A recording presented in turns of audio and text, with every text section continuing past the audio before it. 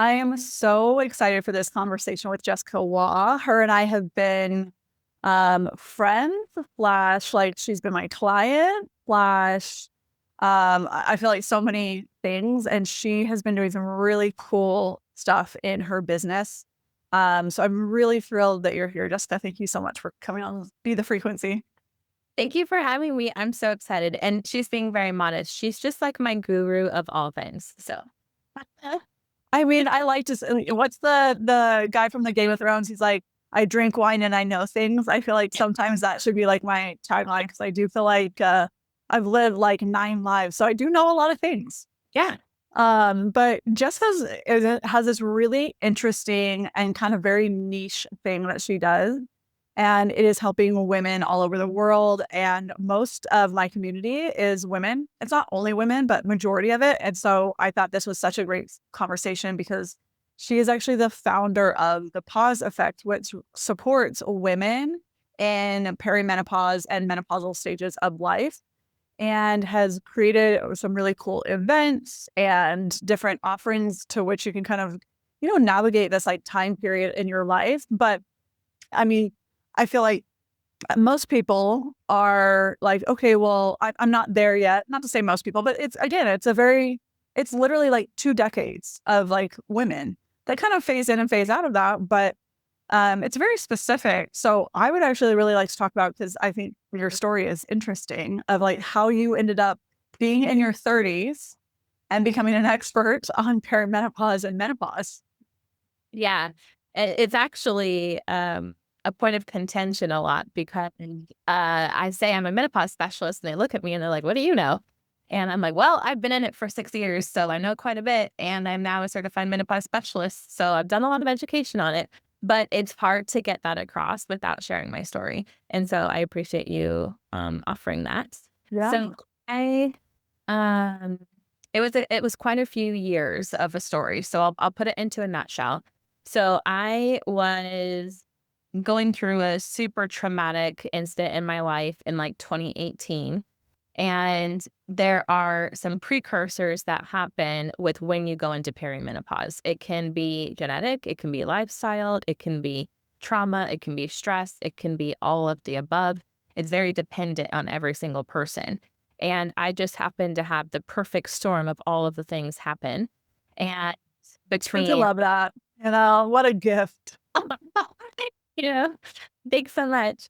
And so between a massive traumatic incident happening in I call it my previous life because I'm not really in the wine world anymore, but I was in the wine world for a very long time and did all of the crazy wine exams and built a beautiful career in the wine industry. Really, it was my dream career until it wasn't. Mm. And so there was a lot of trauma behind that. And then I had stress of working a corporate job where I admittedly worked way harder than I needed to have worked because I am the overachiever, perfectionist, high performer, do all the things to make sure everybody knows my worth based on my outputs, which I don't believe anymore, but in that time I did. And so you have an immense amount of stress coming from working 80 plus hours a week and getting more than you really ever should be getting to a company. And then I had genetics come into play. And I didn't know the genetic side of anything until I started learning about perimenopause and diving into the research and found out that every single woman that I still have contact with in my biological family, and I say that because my childhood is not a typical childhood. I don't have contact with some of my biological family. And the women I was able to contact all entered post-menopause. They finished through menopause, finished perimenopause by the age of 45. And so I had this beautiful storm of things all happening at once while in the world of gynecology and the world of research around menopause, that's pretty unheard of. And Mm. it's not so much now. Now that there's a lot more research on it. But at the time, this was back 6 years ago. So what would that been? 2020. I went to the doctor and I was like, something's going on. Like, I know something's off. I'm really aware of like what's going on. I'm having a lot of brain fog. I'm having these mood swings. I'm not a moody person. I'm forgetting things a lot. I'm having trouble concentrating and trouble with focus.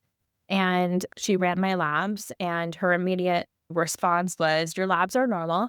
Maybe we should talk about getting on some kind of SSRIs or something like that. And I was like, no, I don't. Oh, that's a big jump. I was like, if my labs are fine, then, I'll just work on some things to like help with brain health. And so I dove into brain health. I got brain health certifications to figure out what was going on with brain health. And I was like, okay, I need to take more omegas and I need to get more mushrooms in my life and, things. And I'd say maybe 6 months later, the symptoms ramped up. I was starting to get the traditional symptoms of hot flashes and insomnia and night sweats and that realm. And maybe 8 months later, I went back into the doctor and she ran my labs again. And she goes, well, your labs are normal, so you're not having hot flashes. And I go, I'm not having hot flashes. Okay, what am I having? And she goes, I don't know, but your labs don't say that this makes any sense, so you're not having them. And in my brain, I'm going, what?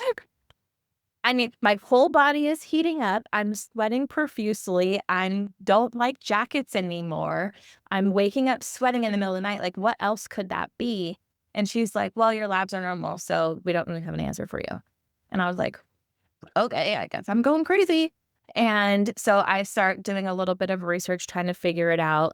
But at that point, I'm just believing my doctor that everything's fine. Trying in my own brain not to think I'm crazy. And then Really, but I sure do feel that way considering I'm experiencing something and she just told me, no, you're not. You're like, yeah, I'm pretty sure I sweated through the sheets, but okay. okay, you're right. Yeah. And I mean, I did what is typical for most of us. We listen to our doctors. The doctor knows best, even though I think we know best about our body, but it took me a lot of years to understand that. And then it was maybe another 8 months or a year later, I was having the symptoms that affected my relationship, the vaginal dryness, the decreased libido, the things that was drastically impacting someone else and not just me. And I went back in and let her know. And she goes, well, how long have you been with your partner? And at the time, we were close to 5 years. And she goes, well, you've been with your partner for a long time. That's just what happens. And at that point, I was like, am I allowed to cuss? Oh, yeah. I was like, fuck this.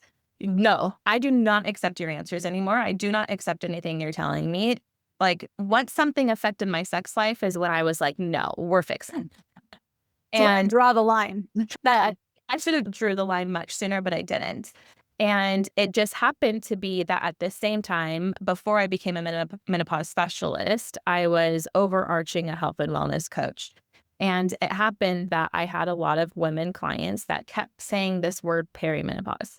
And I was like, what the hell is perimenopause? I should go look that up because that sounds something medical. And I'm a health and wellness coach and I should know what that is to be able to help my clients. And through that researching, I'm someone who goes full force. Yeah, you do. Right. She is not going to half-ass anything. She's going to full ass and like dump truck style ass. Yeah, very much so. And so I got all the certifications about menopause and to understand working with doctors in Australia and working with doctors in the US and going through their programs because there's so much misinformation on internet. And I was like, this contradicts that and that contradicts this. And I'm going on PubMed and playing on all of the articles. And I'm like, I need to understand this better. And through that, I realized I was going through perimenopause and then finally found a doctor who pulled my labs and said, okay, your labs have not been normal this entire time. My estradiol was a 17, which is like not. Wow. To give you an idea now, my estradiol is usually around like 160 or so. And that's where my body feels really good. Everybody's different on what number feels good for them, but that's where my body feels good. And I was at a 17. And through all of that, I was like, I don't want another single woman to ever feel the way I felt if I can do something about it. And so I created my company. Yeah, she's like, and done. Well, and that's the thing is I think there's so many like little points that I want to pull from there, but it's really fascinating how so many times we think this person has the education and that we allow them to override what we know to be true. And not just like, I think that's true. I am having night sweats. And you're telling me I'm not. This is literal, like, if not, then there's something else that's very wrong with me. And you're saying it can't be because my hormones are normal. Yeah. Well, is there any other reason then? Like, I need you to point me in a direction. And so it's like, it's hard. I think so many people resonate with that in the sense that they recognize they don't feel like themselves. And we're not trying to feel, I don't want to feel 18 again. No. But it's not something you're just feeling. And you touched on this. It's not something you're just feeling in your body. It's in your mind too. Yeah. And I think so many of these like symptoms and stuff like that over, centuries have been like, well, we're not as predictable as men, so we're harder to study. So instead of taking the harder route, science has been like, we'll come back to you later. And we're like, now is later. Yes. Yeah.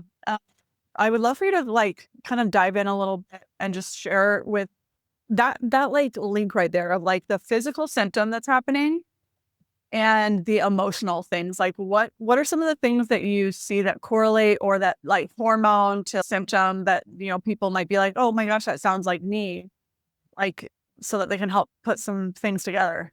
Yeah. So from the, I don't know, hundreds now of women that I've worked with, I've come up with, I should put this down somewhere. It's just in my head right now. 4 phases that women are in based on their symptoms. And almost every single woman goes through this same cycle. And until I ask the right questions, they don't know that they've hit it. So, and actually, I just saw a research paper come out yesterday that confirmed this. And I've had this opinion for a couple years now. The first symptom, I think, is actually microbiome. And it's gut related.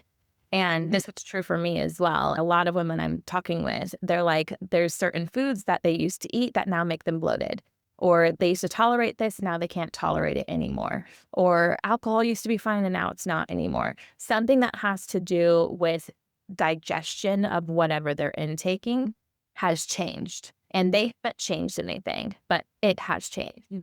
And there's a lot of science behind that. Estrogen directly impacts our gut microbiome. Yeah. And so that's the first symptom. And it's all of the first phases are so easily dismissed as other things. And so, oh, maybe I ate something bad, or oh, maybe I'm on my period, or oh, maybe whatever it is. It's so easy. Women are like, superpowers is dismissing things as something else. Well, but again, look at how they've been dismissed all the time. 100%.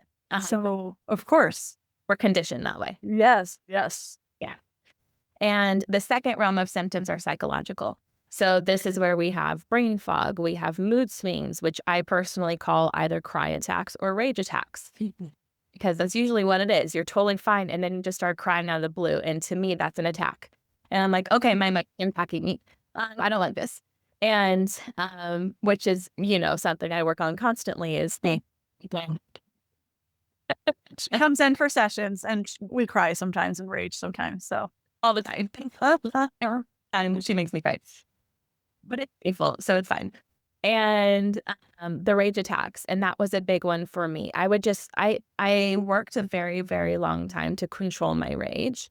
And it's born in me. It's like part of my blood. And it took me years and years, probably decades, to control my temper. And now I say you can punch me in the face and I won't even be mad at you. I don't recommend people try to do that. Like, let's not test it. But it's just like a joke.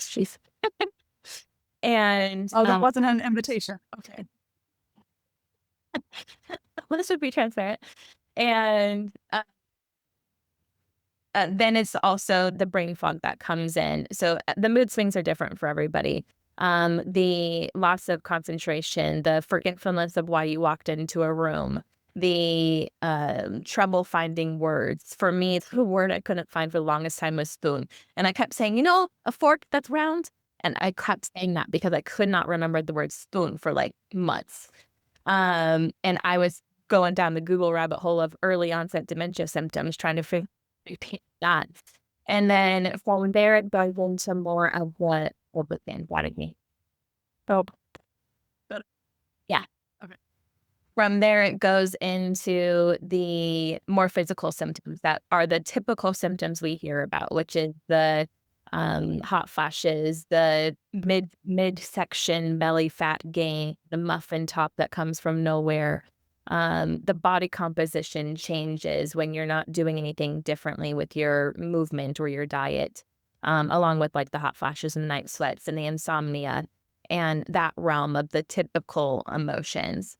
And then from there, it goes into the more drastic physical emotions, which is when our estrogen is really, really heavily depleting and we're getting crepey skin or itchy skin or dry, watery ears, or basically all of the canals of our body start drying up wherever that, like for each person, could be your eyes, could be ears, could be your nose, could be mouth, could be vagina, it could be anywhere. And so when the depletion of estrogen really, really starts to take into effect. And it's funny, the sense that the awareness of what different hormones do in the body is so low. And I think for a long time, we just didn't know. We didn't know the complexities. We didn't know that estrogen influences the gut. It actually influences the heart. It obviously influences like the, ovaries, the uterus, things like that. But it influences the brain. Yeah. Like that you need these hormones for other things and that they're not just, I think they've kind of been like overly simplified in that sense that there is no awareness of like, if I don't have this, it actually decreases the ability of like my heart to function properly. Yeah. This is not just like, okay, well, it makes me feel more like feminine or in control, or it helps with ovulation or whatever those things are, or that testosterone gives me like, helps me like build muscle or, things like that. And I was like, yes. And it is a full body communicator. Like so many of our hormones, it is not just one symptom or a system that it works on, but actually works on the whole body. It's a massive ripple effect, and the heart is one of the most important ones to bring up. Like, hot flashes are because our vessels are dilating. So what happens when our estrogen starts to deplete is our blood vessels naturally, when we have a high amount of estrogen, are really fluid, and they're flexible, and they can move when our heart rate increases, and they can expand and contract and do these things. When our estrogen starts to decrease, those walls start to get thicker and they start to get more dense and not they're not fluid. They become a little bit fractured. And so that's why we're getting hot flashes, because instead of our vessels moving really nicely and smoothly, they're going whoop, whoop, whoop, whoop, whoop. And it's like It's the too extreme. closing. It's really extreme. And that directly impacts our blood pressure. That directly, typically women have an increase in blood pressure during this time that is unexplainable, Quote unquote. and quote unquote. If you're not watching, I do a lot of quotations and hand movements, so maybe you should go watch. It's on YouTube. Go watch on YouTube. The full effect. I'm fully animated, and then that impacts our cardiovascular disease and or risks. And cardiovascular episodes are the number one killer of women, and so it's something that is not talked about in a way that should be talked about, even to the extreme that number one killer of women, and we don't talk about it. But so much just kind of gets swept under the rug. Yeah. And I think to kind of circle back to that moment when you were talking about basically us dismissing our own symptoms, Yes. is that so much of this and like the trickle down effect is like how in general women have often been conditioned to like grin and bear it. Yeah. Yeah. You get through it and like I mean, you see this all the time on like, I feel like it kind of has this moment every like once or twice a year where somebody like hooks themselves up to electrodes that produce a similar amount of amplitude or voltage for what period cramps can be, or, birth or these things. And men are like horrifically like convulsing on the floor. They are like completely out of breath, and yet women are taking care of children, cleaning, cooking, going to work, like, and not that I'm a firm believer, honestly, that period cramping is also a sign that like there's something else going on. So like when people are like, that's normal, I'm like, it's common. It's not normal. That's different. Yeah. I think the language that we use and the way that we dismiss these symptoms is a huge reason why it has to get to that point for a lot of women where there is no other choice because they mentally, emotionally, and physically don't feel like themselves anymore. Yeah. That's the big thing I hear from my early onset clients is, I feel like I'm going crazy. I feel like my body's not my own. I feel like something's off and I can't pinpoint what it is.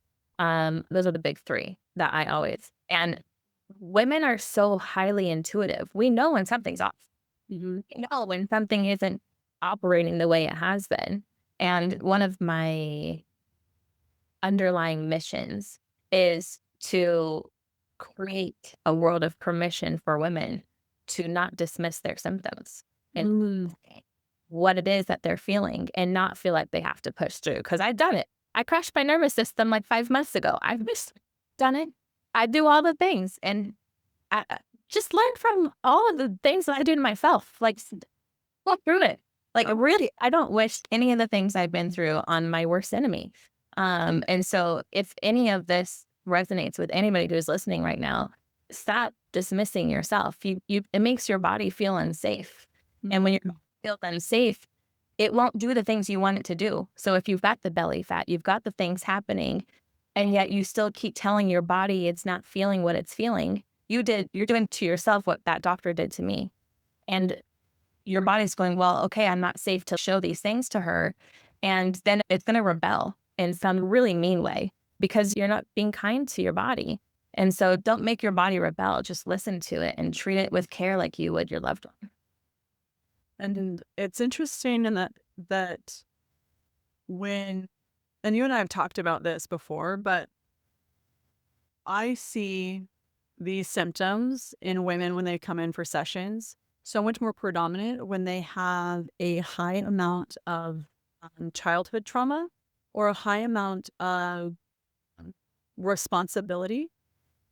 And it's, again, it's like you don't give yourself the space to be able to acknowledge or even the space to make any changes to feel better. People will know, like, I need to do this thing, but I overwork for my job because now I've set the precedence that this is the level at which I operate. So everyone expects this of me at the company, even though that's not, like, I'm doing stuff that's not my job, you know? And so even when we're talking about like giving yourself permission, like understanding, like, part of what pushes your body into these states of hormonal imbalance is actually everything that happened in the past and everything that goes on between your two ears. That, like, as much as when people are like, well, I don't know, my hormones just changed. There is a trigger, there's a reason why there's misfiring and miscommunication in your body. It doesn't just happen because of time. Because there are so many women, I follow this doctor, and he was talking about, he's like, honestly, menopause should actually happen in about 3 days, which I found really fascinating. Like, not that you honestly don't have like change over time. He's like, but that shift is actually really short. So this elongated, like, years and years and years of this is like, again, that's common, not normal. 10 years of being in menopause or 5 years where you get your period, then you don't, then you get all these things. Again, all the stuff that you're talking about, that is not normal. He's like, the shift happens really quickly. And I'm not sure if that's like completely accurate of 3 days, but it is short for a lot of people. It's like 6 months that their, period significantly lightens. They don't, it's like 1 or 2 days. And then the next month it's like, okay, it's 2 days, but it's really light. Then the next, it's like spotting for 3 days. Like, and then it's over. Yeah. Yeah, from my perspective, I would say a year would make the most sense because menopause specifically is one day. Menopause is the 366th day, consecutive day with no menstrual cycle. Well, because you need to go that full year without a cycle, I would say it could happen in a year. Mhm. Like perimenopause symptoms have only started to be talked about now because, in my opinion only, I'm sure other people have similar opinions, but this is not science backed, at least yet. That we have such a mental load. We have such a high amount of stress. We have such a high amount of overproductivity and dismissal of our bodies that time is what it takes for our body to give us enough red flags, white flags, yellow flags, orange flags, all the things until our body says, fuck you, you're going to listen to me. And we have to go through that phase because of all the things that we do as women today and have been socially conditioned to do as women today. And you think about like if you have access to 2, 3 generations ago and it can speak to those women about menopause or other areas of the world where they don't take on the load that we take on here, their symptoms are different. Their experience is different. And so I because of how we have been conditioned or conditioned ourselves to operate. Yeah. And I see this too. I feel like that kind of goes in tandem actually with autoimmune disorders. 80% of the people diagnosed with autoimmune disorders are women. And it's wild because most autoimmune disorders that are diagnosed are in highly civilized countries like the United States, things like that. It's not the countries that are still cooking their own food, doing a lot more of like farm to table, they're a lot less industrialized. And so what they're eating, their level of stress, their level of community, their level of expectations and demands on their body and their mind are different. And I think one of the biggest shifts is that as the industrial age has come and women were forced into linear, time clocks and stuff like that, instead of working with like the cycles of life, is that the mind has become the tool instead of the body. So now we're not moving our bodies enough. We're not moving the energy in our bodies. We're not, again, regulating our nervous systems through things like walking, through things like humming, through things like manual labor, stuff with our hands, creating stuff, nurturing the ground, getting our hands in the soil where there's some ionic exchange that changes the biology. And so we have this society that is basically set up for conditions like perimenopause, autoimmune disorders, and not because that, these conditions had never existed, but they were just so rare that honestly, it was kind of like, oh, we'll do our best, like with the symptoms that you're having, and we can kind of manage symptoms, but it was uncommon. And now I think there's this whole sector of medicine that is coming forward for these things. But I think the problem is the trigger for these things is still being pushed. And so we're like feeding the beast, you know? I think something to add to that, which is something I don't have enough experience in yet to really like truly dive into, but something that I have been so curious about is I have been on birth control for longer of my life than I haven't been. And that birth control has ceased my period for longer of my life than I've had a period. And because I don't have that cycle, I don't have the things happen, own choices of not wanting to have children. I now am at the point now where I'm like, should I come off of that so I do have a cycle so my body can operate the way it needs to? Good. And granted, my cycle's gonna be all over the place because I know now that my ovulation it's very random now because I'm full blown in like late perimenopause at this point. Because I track my hormones with a little gadget called a Mira. And like my ovulation isn't standard. And so now I'm like, oh, but then I really won't know when I'm ovulating. So then there's a higher chance of it happening. And oh, that's really scary. And so I'm in this like place now where I know the benefit of a cycle, but I don't know if I want to have it again because I'm nervous about it. But I'm sure there's a lot of things that happen from not having a cycle that I'm not aware of.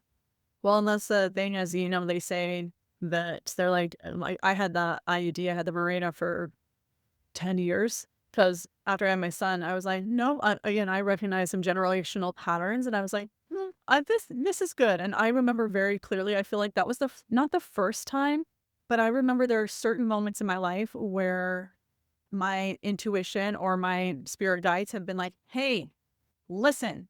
This was one of those times where it was like, if you want to make a change, this has to happen. And I've always kind of been, in kind of the natural wellness world. And I've talked about this on my podcast before, but like when I was growing up, like my mom always gave us supplements. We didn't have healthcare. And so my mom became what I kind of call like a kitchen nurse, like figuring out like supplements. And so I think interest in it kind of started there. and I was taking like wheatgrass. I remember like very vividly taking a. My mom had somebody, if you lent her a like hand crank wheatgrass juice presser, and we would go buy flats of wheatgrass from. It was called Wild Oats, but it got bought out by Whole Foods. And I'm like, I don't know how. This is a long time ago, like 30 years ago. So, I remember her literally trimming with scissors wheatgrass, sticking it in this thing. When they had like cutting boards that were like attached to your countertops and they like slid in. So one of those clamped on there and like being like, okay, here's your wheatgrass juice. And then I went and got on the bus and I had to have been like in 6th grade. So I was like, I was young. I was young for my years. Most people go into like 6th grade at 12. I was 11. Okay. And yeah, like 11 years old. So this one, like I was doing this shit before it was cool, you guys. Well, I feel like I really digressed there in that story. Okay. But in the sense that like, Ceasing your cycle, the importance of this. oh, so in that like, it was always, I remember like 16 or 17 years old, all of my friends were on birth control. And because their parents didn't want them to have a baby in high school. And so they got their period and basically just put them on birth control. And I was like, also another reason we might be having all these like chronic issues and things like that is that you've messed with hormones that help regulate your gut, that help regulate your brain, that help regulate your heart. And you've just said it's just for reproductive fucking purposes. So I remember going and asking my mom and being like, Mom, can we go to the gynecologist? Had never been to the gynecologist. And she was like, yeah. Why? Is like something going on? And I was like, well, no. But in my mind, like, I was like, okay, I'm talking to a few people and I don't want to have a baby. And so like, this is the smart thing to do. I should get on birth control because all my friends are, that's how you solve the problems.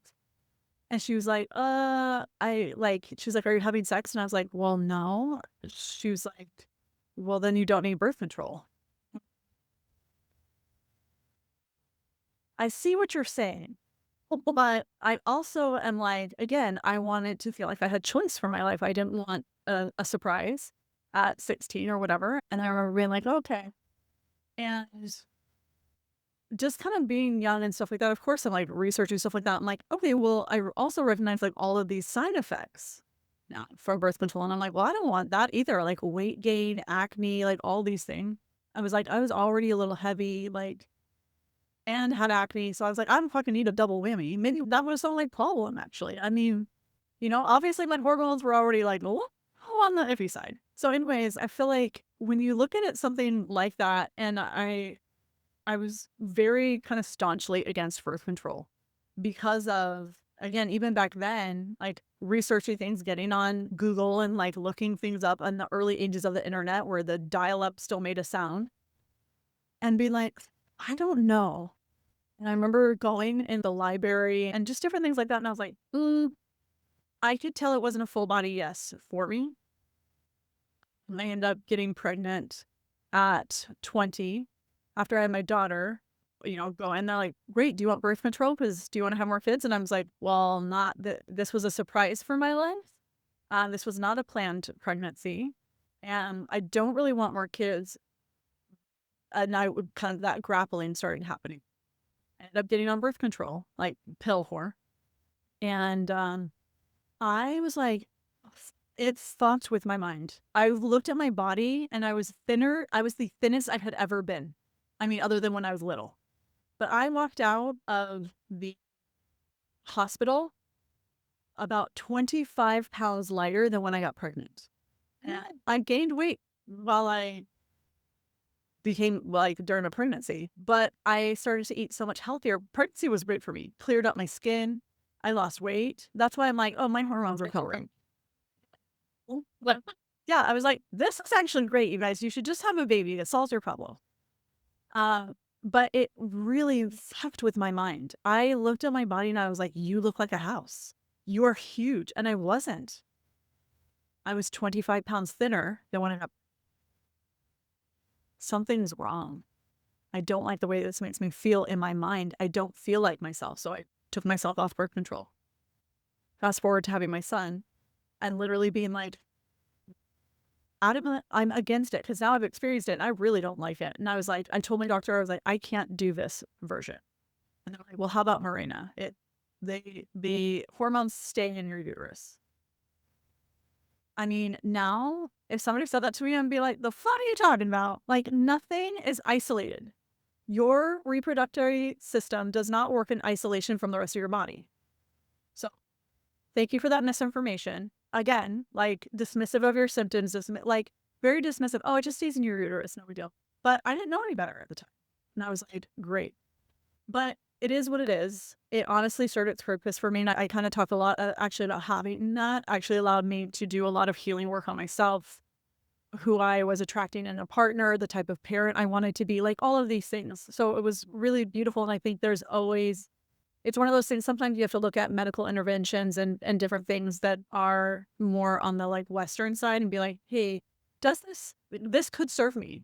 Like if you're having heart issues, don't pass up going to a cardiologist and maybe having, surgery on your heart because you need it. Like that's not the time for herbs. Okay. Like, that's the time to like take care of your shit. And this kind of felt like one of those times, even though it was elective. Again, I wasn't in like medical distress, but to me, I recognized how the change in my body mentally and emotionally and stuff like that. So I was like, you know what? I'll try an IUD. And I didn't have any other symptoms, which was wonderful. And kind of like you, like literally never had a period. I was like, again, all right. Yeah, I love this.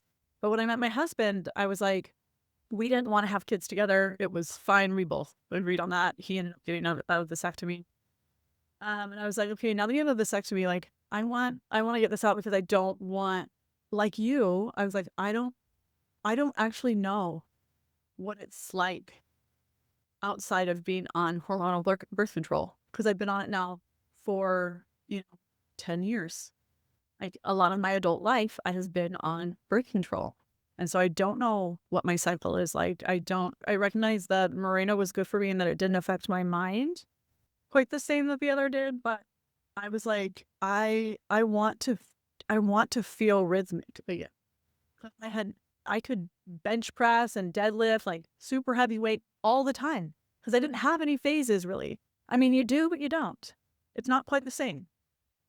So it is fascinating how it's kind of delicate balance of like doing what's best for you and also being aware that when you're choosing some of these things, you're also choosing other things. In that same vein, when you're looking at people and clients and things like that, and they're coming to you, what are some of the first things that you do with some? Are you like being like, hey, we need to learn about birth control? How do you help them be able to like, cycle again regularly? What are some of the things that you implement? Because obviously you're not like, hey, let's just go on birth control.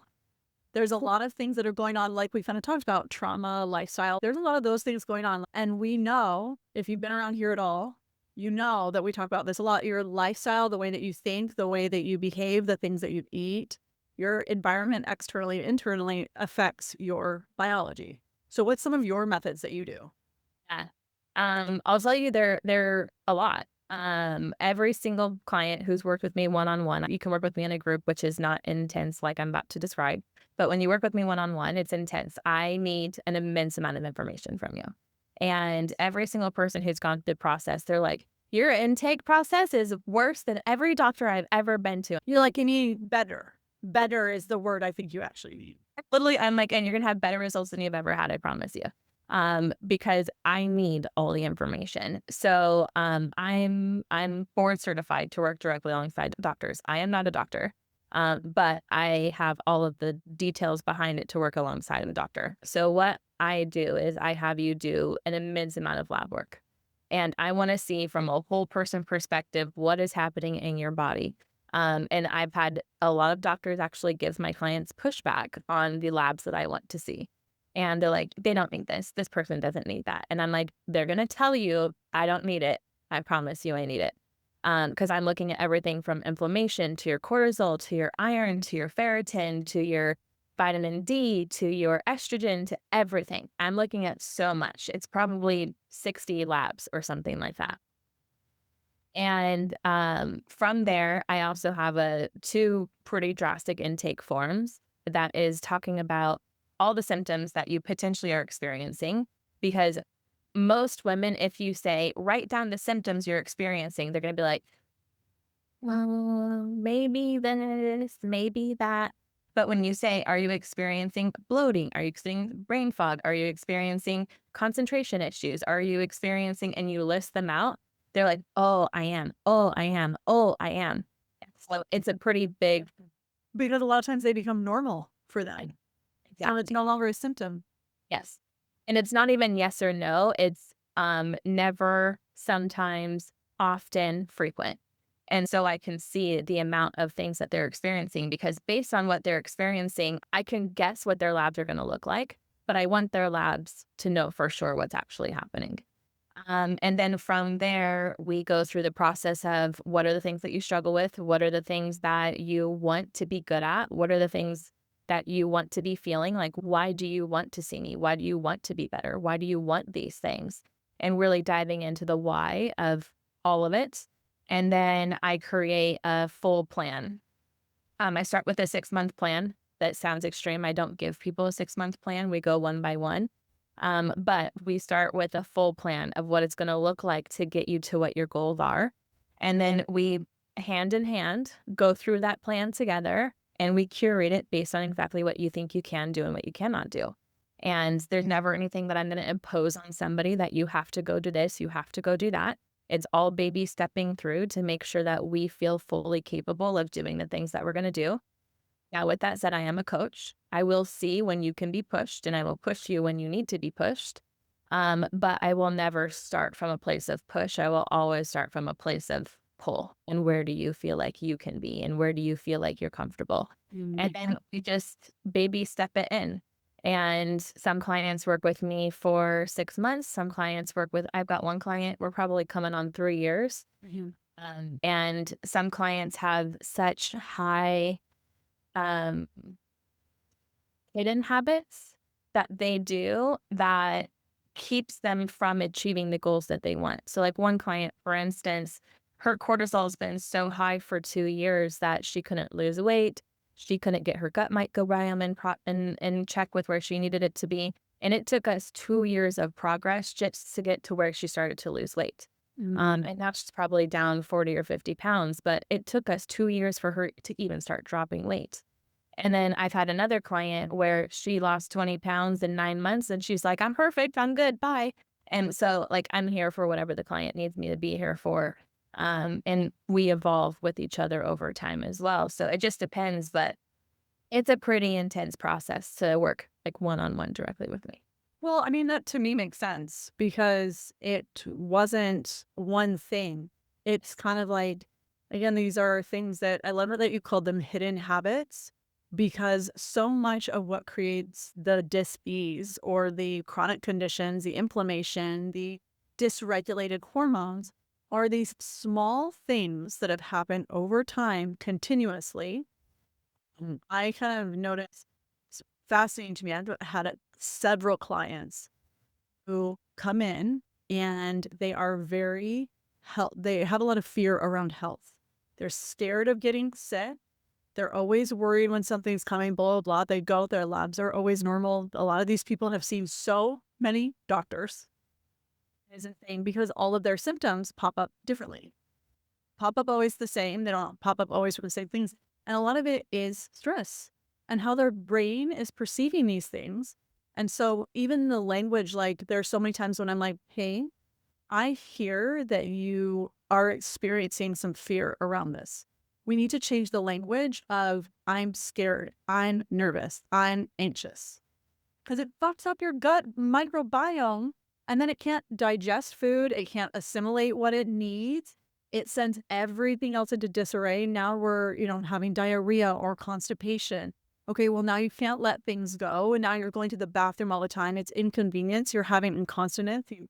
It's like if people understood that even the small things like language affect your biology, Jessica's just sitting here like nodding. Sorry, yes. Like how much that affects your physical being. Like And so all these little things that you're measuring are really important because these are the things that have made the change in your body. Yeah. Do you see like patterns of like, I know I would love to know your take on this because this, this is like this is my game. But like patterns of belief systems or thought processes along certain symptoms? Yeah. Um, so it's but I put what I do into kind of like 5 pillars, and it's sleep, stress, nutrition, movement, and mental. And it's amazing how much the mental actually impacts the others. And when you think about it, it's actually not. It's But not crazy. Like, it's not like, life changing. You're like, no, literally, you think about somebody that passed away 20 years ago and you still cry, but you're like amazed that the thoughts that you think affect your biology. Cool, cool. yeah, it's huge. And you actually helped me a lot with this because my limiting beliefs used to be quite strong. And some of the big ones that I see is worthiness of putting themselves first. I'm not worthy of it. I have to take care of my family. I have to take care of my work. I have to take care of my responsibilities. I have to do this first. And then I can do something for me. But it's never I can put me first and then the other one come into play. And it's always this underlying between the things of I think I'm going to do it wrong. I don't know how to do it. I'm not worthy of it, or it's not a priority for me. And it's all of this underlying language of the social conditioning that we were talking about before, not putting themselves first. And realizing that the more we actually put ourselves first and the more that we pour into ourselves first, the more we can pour out. Yeah. And someone said this in a really beautiful way. And I wish I would have remembered who said it so I could give them credit every time I say this. But everybody always talks to fill your cup up. And you can't pour from an empty cup. And they go, it's not even about the cup. Your cup should always be full because you're filling your own cup. What you're pouring from is the saucer, and you over pour the cups and pour out from the saucer. Because if your cup isn't full, you can't give anything. You can give as much, you can give 10%. But if your cup is always full and you pour from the saucer, you can give everything that you ever want to give and you can have the impact you want to have. And it still gives me goosebumps. And it's like, oh, yeah. And so it's a matter of like, yes, we work on stress. Yes, we work on sleeping. Yes, we work on this. Yes, I'm tied directly to a doctor to get you on HRT if you want to be on HRT. Yes, we do all these things. But the underlying, and what I don't really talk about much because I think it would scare people away, the underlying is the mental that we work on. And why I send a good bit of my client to you to work on that as well, because it's not something that I think is an easy switch. Is at least for me, some of that has been so ingrained in my nervous system that I needed help other than talk therapy or help up coaching or help other than traditional pathways, if you call them that, to break through it. And it's still a process I'm going through. There's limiting beliefs. We all have them. I'm not on this like pedestal of all knowing here. I have my own shit too. And so it's Don't we all? oh, yeah. And so it's a matter of tapping into one, where is that coming from? How can we start to rewrite that, whether it's mirror work or affirmations or whatever the case it is? And then how can we start to see, once you do that, the ripple effect that happens through everything else? Because when you start putting yourself first, there's a natural ripple that happens health, that happens to your family, that happens through everything. But there's a lot of fear behind what that looks like and the change that's going to happen afterwards. Well, and a lot of people, again, in just being in the realm of like nervous system work, the system is wired for safety, not for change. And so people, when they're coming to you or they're experiencing some of these like perimenopausal or menopausal symptoms, and they are like, okay, but I'm getting by right now. And so it's so many times it's almost the fear that like just change itself, even if change makes them feel better. And I love that you kind of touched on like, going beyond talk therapy, because I find it, again, it's part of the reason why I love what I do. I think, and I say this saying a lot, I think we're taught how to analytically think or critically think. We're not taught how to critically feel. Oh, yeah. So our awareness, it makes it difficult, not to say difficult in talk therapy, but I think a lot of people, when you start, you're like, okay, I need some therapy. Like I need, like, stuff's going on. And really, I think talk therapy in the traditional sense brings you into that state of awareness. What you're doing, things like that, patterns, where they may have come from, relate your relationship dynamics. It brings you into awareness. And once you know something, you can't unknow. You can pretend. You can think, but you know it, and your body, then that nervous system will fight that truth because it's no longer true for you. And so I think a lot of people come to me and say something very similar to what you said of like, you and I had this discussion, I don't know, it was a few sessions ago, and you were like, this has helped me more than any talk therapy ever has. And I think it's because, again, it's understanding that so much of what's happening in your biology, your hormones that are dysregulated, tracks back to the way that you operate in the world, which is all stored in your subconscious. So again, why I think things that, like autoimmune disorders, early menopause, things like that are triggered by trauma and lifestyle. Most of it is not triggered by environment, like by exposure in your environment. It's triggered by the environment and like all of the quote unquote like pharmaceuticals that your brain produces, all the hormones, all the neurotransmitters. And it's the levels then, all wonky because you're overgiving.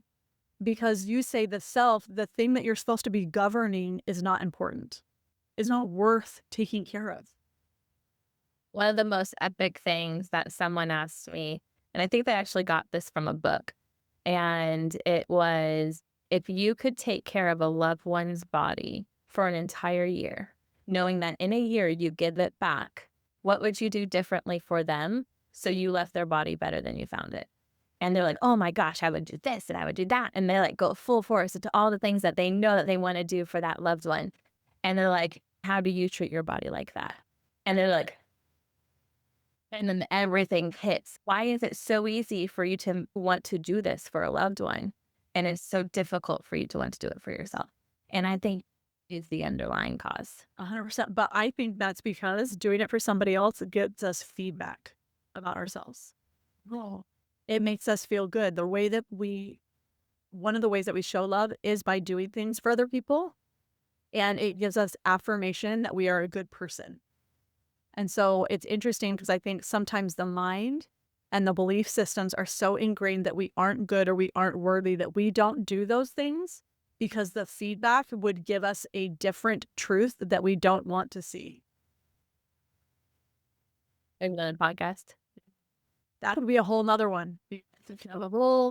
Like, it's wild to just really, like, when I really got into like studying again, like the brain and the way that the nervous system and the subconscious kind of all communicate. And I was like, why is this not more important in every single medical system? And like more Eastern style does do it. They, traditional Chinese medicine and Ayurveda both take into account the mind, the spirit.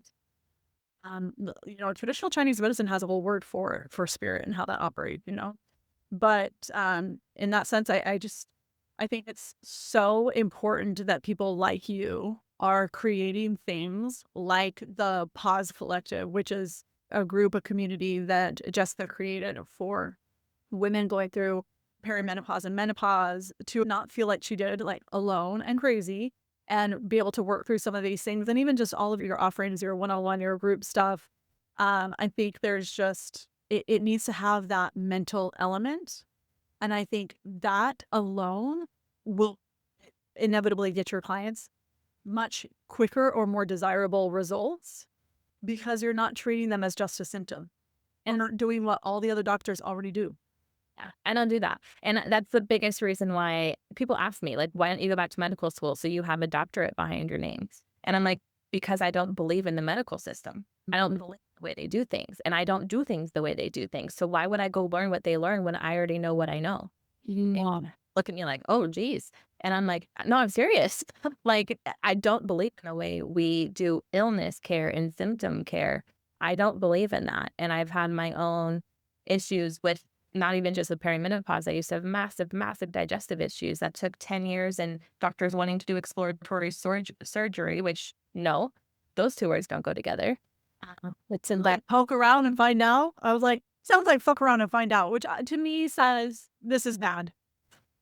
And again, I had to go in and do my own research and figure out what was going on, and I fixed my problems. And so I'm like, why would I go through that process when I don't believe in that process? Like, it doesn't make sense. So I can do my own research in my own way and dive into PubMed and dive into the things that actually make sense to do what I do to treat the whole person as a whole person. Our body doesn't operate separately. Our eyes don't operate differently than our hand. Everything works together. And there's a ripple effect that happens when something's off. And if I can see the root of why something's off and we can start to make adjustments, that ripple effect throughout the rest of your body is epic. Again, I think this is something that's part of the reason why I wanted you to come on here and talk. I really think that your perspective and the way that you view women in this stage of life is, again, not radical, but it seems like it compared to what's been available to us. And so I'm grateful that you came on and had this conversation and shared all of your beautiful wisdom. And you guys, she's seriously so smart. You should just use doctor. Like, just doing it. She's so smart. And when she gets into stuff, she was literally like tunnel vision, and she researches the shit out of everything. So she's looking at it from all different facets. So she's a gem and worth every penny. If this conversation is really stirring you and you're like, oh gosh, please reach out to her. You could find her on Instagram, The Pause Effect. You also host a menopause fair every year in Las Vegas. And then she has a quiz for you guys on that kind of like segue and topic of habits. She has a quiz called Are Your Habits Hijacking Your Hormones? We'll put the link in the show notes so you can actually look at like, are the things that I'm doing every day actually creating some of the problem?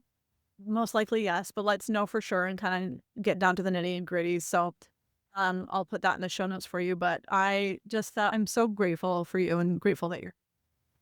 I'm grateful for you. I'm here because of you. You helped me get to here. So thank you. Yeah, no, of course. I always like to ask everybody one last question before we go.